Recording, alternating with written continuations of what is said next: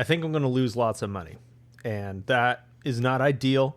Nobody ever wants to lose a bunch of money, but I'm going to learn things from this experience. What I'm referring to is today is day 2 or 3 or whatever of Marvel spoilers, and they came out, and Squirrel Girl doesn't hold a candle to Tifa when it comes to girl healthiness on borderless cards. So I just don't think there's a chance that Marvel's going to jump from $400 to $1,000 booster box, but that's okay.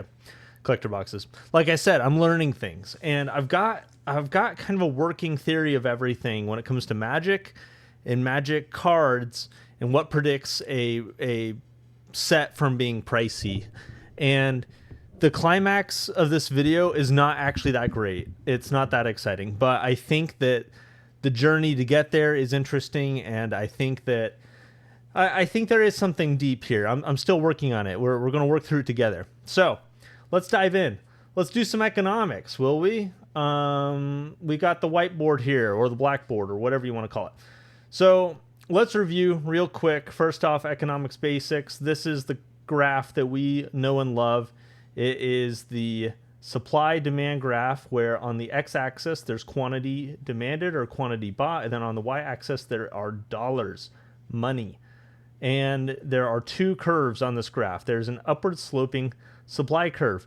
What this supply curve represents is that every time a Final Fantasy collector booster box sells, somebody goes into their closet and gets out another one that they want to sell. Because you know why? As the price goes up, so does the quantity that gets supplied into the market. As the price goes up, so does the quantity supplied into the market. And that is why the supply curve is an upward sloping curve, like that. And actually, that's kind of an ugly upward sloping curve. Let me try that again. And upward sloping curve. There you go. That's better. So supply curve. Great. And to make it very clear, so on this curve, you can imagine that this line is made up of 1,000 pixels. Each pixel, what the heck? Each pixel is a seller, somebody who is interested in selling the product. My goodness. Zoom in. Perfect. Each pixel is a seller, somebody willing to sell at a different price, right? So, for example, I own a couple Lord of the Rings collector sample super specialty holiday edition booster packs. I bought them for $250 each. At the price of $250, and I can actually map that on here. This right here is a $250 price tag. So at the price of $250, I was a demander. I bought right here. Now, as the price goes up, I'm going to re-enter into the market up here around $400, which is I think what they're at right now. $400. And so that's just a good kind of illustration of how this supply curve works. Right. So you got the supply curve down. We're feeling good about how supply works in economics. So real quick, I need to do some erasing. Super erasing. Jeez. And then let's fill that in. And then let's keep drawing. All right. So what are we talking about now? We're talking about, we got our upward sloping supply curve, and now let's talk about the demand curve. What is the demand curve? Well, just like how the supply curve is made up of 1,000 pixels and 1,000 sellers willing to sell at different prices, the demand curve is made up of buyers who are willing to buy at different prices. Up here are the high roller demanders, buyers. They're willing to buy for super exorbitant high prices. And then down here are the low-end demanders. They're willing to buy, but only if the price is very low. And you'll notice that as the price falls, the quantity demanded, this Q down here, increases. And so, what does this mean? Well, we have an intersection point right here where supply meets demand, where the sellers and the demanders get together and will agree on the price. This is where the most people are going to be happy, and this is what the market price is, with some caveats, because prices can be manipulated and blah, blah, blah, blah, blah. But in general, the market price is where the supply meets the demand. And that is what forms this curve, this graph. It's great, beautiful, wonderful. Okay, awesome. Now, what are we talking about today? Well, on the right-hand side, I've got some notes here about substitutes and complements. Complements and substitutes. And these are kind of key to my theory of everything that I want to share. Real quick, let's talk about what a complement is. And we can use a magic example because we're talking about magic. So let me actually do my super erase real quick. Zzz, and then fill this in. If someone knows how to use paint better, tell me about it in the comment section. All right, so complements. Let's talk about all aura cards and the Silver Quill Commander deck that came out. Oh, I need to change the color to white. Here we go. Okay, so what happened with the Strixhaven Commander deck release? Well, effectively what happened, this is kind of a weird way to think about it, but let's think about the market for aura commander decks.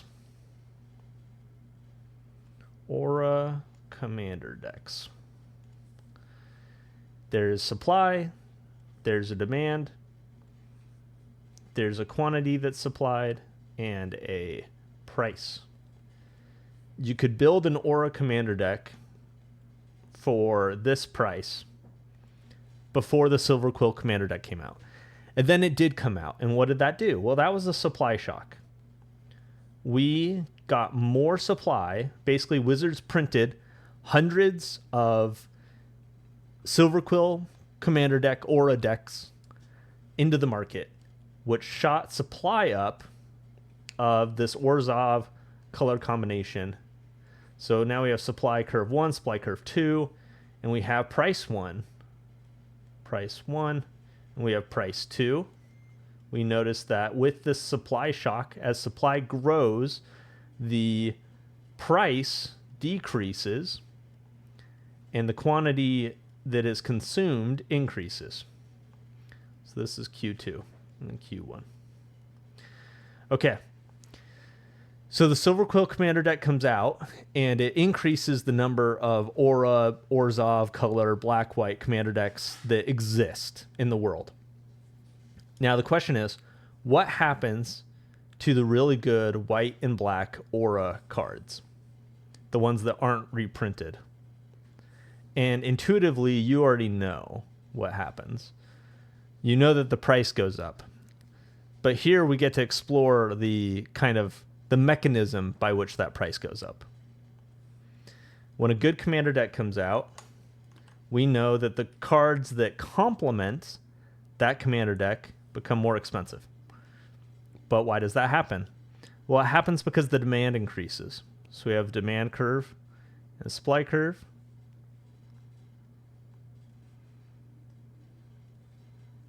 The demand increases for these aura cards that are powerful, that go inside of this Orzhov commander deck. And we get a new price, and we get a new quantity, demanded quantity consumed. So to be clear, the mechanism, like what's happening here with complements, is that if the price of a complement decreases, the demand for that complement will increase. There's this inverse relationship. And so in the case for Aura Commander decks, the price decreased. It was easier to get an Aura Commander deck, easier than ever before. So the price of Aura staples, of course, the staples that weren't reprinted in the Commander deck go up. So complements, when the price goes down for one part of the complement pair, the price of the other complement goes up. It's very interesting. If peanuts become less expensive, you expect jelly to become more expensive. If Vivi becomes less expensive, you'd expect the cantrips in blue and red to become more expensive. We've seen this We see this all the time, these compliments. In the meantime, let's talk about substitutes. I think this is less applicable to Magic and less applicable to my theory of everything, but whenever you're in econ, basics of econ class, they're going to talk about complements alongside substitutes. So might as well, right? Cover our bases. Let's talk about substitutes. So substitutes, if Hearthhole deck comes out, Hearthhole, and starts taking the cake from that dragon that used to be the #1 Jund commander. So Hearthhole comes out. That is a substitute for what is that dragon's name? Oh my gosh. It's so sad. All right, now we got to look it up. Gotta look it up.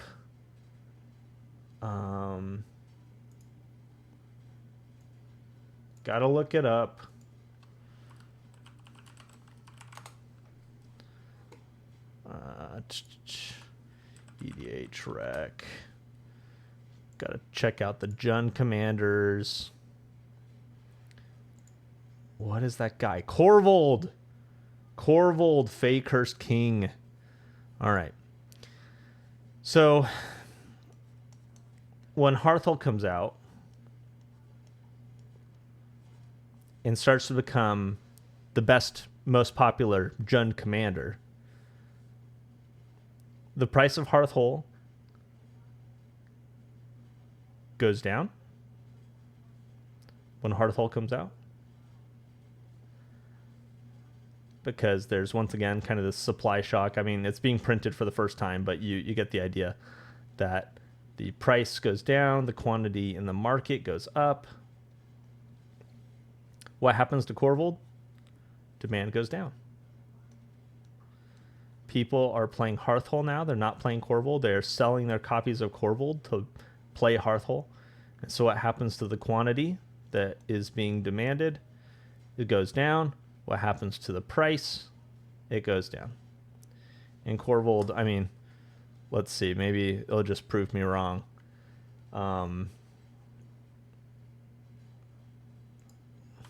EDH rec. Oh, no. TCG player. Corvold. Fey Cursed King. We look at Throne of Eldraine, Corvold Fey Cursed King prices over the past year. It's gone down, down, down. I'm so happy that that vindicates what I'm talking about. Turns out economics is true. Yay. All right, back at it. So that's substitutes, and that's a little bit less applicable to my theory of everything. So let's real quick, let's remind ourselves about complements. In fact, we can remind ourselves about complements by just erasing some of the details of the Corvold and talk about Hearthhole with land staples. Because when Hearthhole came out and the quantity, the supply of Hearthhole increased, so did the demand. I guess cross out these arrows. Got the supply curve, got the demand curve. The demand for land staples increases. You see this in the like Lumra, Bellow of the Woods, and Splendid Reclamation. And well, I guess Splendid Reclamation was reprinted in the deck. But this demand curve for land staples shoots up. The quantity demanded goes up. The price goes up. Right, so complements. Okay, so what does this have to do with how I started out this video, talking about how I'm going to lose a bunch of money? The question when every set comes out is, will this set complement Magic the Gathering? And I'll say that again. The question when a new set comes out is, will this set complement Magic the Gathering? If a set complements Magic the Gathering, then as it comes out and as it exists, it's going to create demand for other Magic cards, and other Magic cards will create demand for the set. And this just makes a lot of sense, right? If you are a big Commander player, every time a set comes out, you're looking on EDH Rec at the new cards that could slot into whatever Commander deck that you like building. And if you're anything like me, you go out and you buy those cards. Or if you're very disciplined, you wait 3 to 6 months to buy those cards, and you buy cards from 3 to 6 months ago because that's when the prices will be the lowest. Anyways, not the point. The point is, if a set is good, there are cards people are excited about because those cards complement what already exists and what they already play with Magic the Gathering. If the sets do not complement Magic the Gathering, then they work as a kind of substitute. It's possible for a set to come out and for the idea behind the set to be, hey, you can just play this set on its own and not play Magic the Gathering, but instead play Marvel superheroes, or instead you play Final Fantasy, or instead you play Teenage Mutant Ninja Turtles. But if that exists, the set in a way is kind of parasitic. It can only be played with itself. I think this applies to the mechanics in sets. Final Fantasy, I played a decent amount of limited Final Fantasy, had mechanics like spells that cost 4 or more, or mechanics like legendary creatures, or mechanics like landfall. These are very complementative of Magic the Gathering. I also think about sets like Edge of Eternities, that is also land heavy set. Landfall complements Magic the Gathering. Sets like Secrets of Strixhaven with instants and sorceries, once again, complements Magic the Gathering. What about sets like Spider-Man? What were the mechanics in Spider-Man? I'm honestly not super familiar with Spider-Man, but you know what mechanics were in Spider-Man? I think I can just show my face now because we're kind of done with the whiteboard, at least for now. What complements, or what did Spider-Man bring to the table? What mechanics were in Spider-Man? Spiders. Spiders were in Spider-Man. There's a lot of spider cards. Do spiders complement Magic the Gathering? No, not really. Especially not white-blue spiders. You're not going to play white-blue spiders in your Ishkana, the Graph Widow Commander deck, right? It's just like the spider mechanic, there being so many different spider cards in Spider-Man, does not complement Magic the Gathering as a whole. There is not a home for all these different spiders. It was kind of parasitic design in a way, which is, I think, a term coined by Mark Rosewater, or maybe it was somebody, maybe it was the Distraction Makers talking about it. But anyway, the Cosmic Spider-Man, the 5-color spider, is kind of like the only place in Commander that you can play all these Spider-Man cards. It's almost like Spider-Man as a set was made to build one Commander deck for itself. 5-color spiders, Spider-Man Tribal. But it doesn't complement the rest of Magic the Gathering. This is a way of just saying Spider-Man was a bad set. That's why I said at the beginning that maybe this is a little anticlimactic, because it's just the thesis is like, if a set is good, it sells, and if it's not good, it doesn't sell. But I think it's a little more nuanced than that, in that do the mechanics and do the cards complement Magic the Gathering as a whole? Is it easy to enjoy those cards in the context of Magic the Gathering, the game, which is the number one driver of sales for Magic the Gathering, is the game. Despite all the collectors out there, I just don't think there's enough collectors to compete with all the players. And so if you don't have the players there, it's just the set isn't going to perform well. It's not going to sell well. It's not going to be opened well. So Spider-Man is an example of a set that did not complement Magic the Gathering. Teenage Mutant Ninja Turtles, what mechanics are there? Well, there's mutants. There's a little bit of mutants in Magic the Gathering, but not a lot. There are these mutagen tokens, which are +1/+1 counters, which does have some, definitely complements some things. And the set did okay. Thinking of other sets like Lorne Eclipsed, that set did not do. I mean, I could be just kind of cherry picking at this point. This isn't super scientific. I don't have an index where I'm able to rate each mechanic and how well it merges with Magic, but maybe that's a project that I need to do. But you get the pattern here, which is that it seems like if a set comes out and it has mechanics and cards that merge well with the existing Magic the Gathering ecosystem, that it's going to be popular and successful as a complement to Magic the Gathering as a whole. However, if it's not a complement, by definition, it is a type of substitute. And trying to substitute for the existing Magic the Gathering is just a bad idea for design space. You know, if Wizards of the Coast came together and they're like, we're going to design a Magic set that's not fun to play with any other Magic cards, that would be a substitute. And that is kind of like what Spider-Man was, right? It's not going to be a good time. So I guess in conclusion, what's the takeaway here? The takeaway here is that each Magic set, I believe you can think about it in relation to the other Magic sets that exist and the cards that people are already playing with. And let's talk about Marvel superheroes. We've seen some of the cards come out, some of the spoilers. What do we think about those cards? I think they're fine. I think they're okay. I don't think that they are particularly incredible complements. We have heroes. We have villains. That is a pretty self-contained mechanic. We have some flip cards. We have the like super power up abilities, which don't particularly complement. You know, having an activated ability that makes your creature stronger, that's not really a design space that has a lot of complements in Magic. And this is part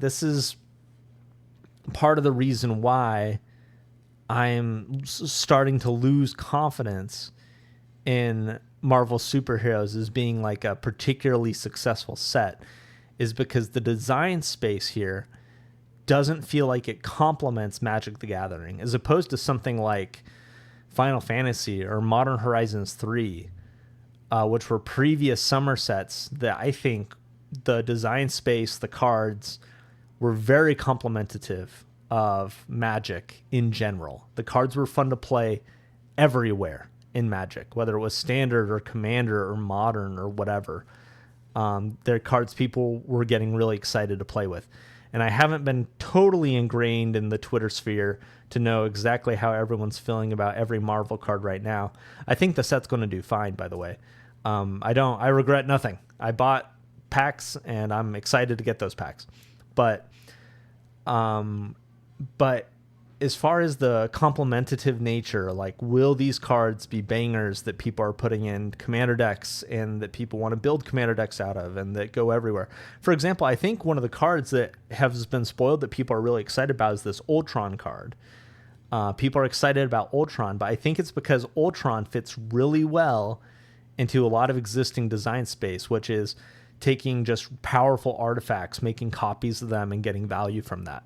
That is a well-developed design space. But some of the cards that deal with equipments, it looks like equipments is a kind of design space that they're pursuing in this Marvel superhero set. Those cards I think will do well. I think that will lead to some cool synergies. But the hero and the villain stuff, the plots, all of it is just a little obtuse, I think, from what Magic players are expecting.